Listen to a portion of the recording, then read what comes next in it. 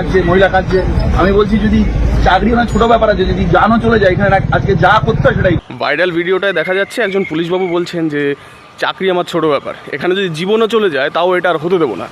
Actually পুলিশের attitude, পুলিশের behaviour এরকমই হওয়া উচিত। এরকম যদি বিহেভিয়ার হয়ে থাকে সেই পুলিশ অফিসারকে স্যালিউট দিতে হয়। তা এই অ্যাটিটিউডটা ওই প্রথম দিন থেকেই যদি দেখানো হতো তাহলে মনে হয় না আজকে এত জানমালের এত ক্ষতি হতো।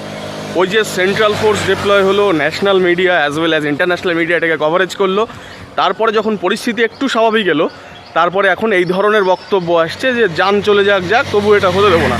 মানে অ্যাকচুয়ালি এখন এই ধরনের স্টেটমেন্ট মানে ওই ফাঁকা মাঠে ঠিক গোল দেওয়ার মতো হয়ে যাচ্ছে। বিচার ব্যবস্থা একটা প্রিন্সিপাল আছে, প্রিকশনারি প্রিন্সিপাল।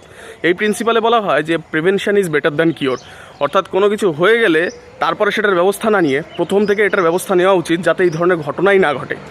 কিন্তু সত্যি কথা বলতে আমাদের পশ্চিমবঙ্গে বর্তমানে এই প্রিন্সিপালটা ফলো করার দিক থেকে পুলিশের ব্যর্থতা ভালোভাবে প্রকাশ পেল। বর্তমান জিও পলিটিক্সে কিন্তু দেখা যাচ্ছে যে ইউএসএ চায়নার উপর বড় বড় ট্যারিফস বসাচ্ছে, বাংলাদেশের বর্তমানে স্টেবিলিটি নেই।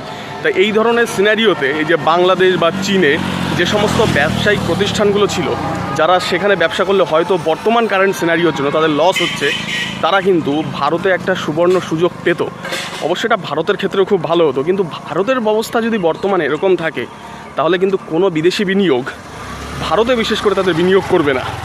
ভারত তথা পশ্চিমবঙ্গে যদি বিদেশি বিনিয়োগ টানতে হয় তাহলে কিন্তু এখানে খুবই স্ট্রিক্টলি ল অ্যান্ড অর্ডারকে মেনটেন করতে হবে, otherwise it will be impossible to welcome those foreign investors here.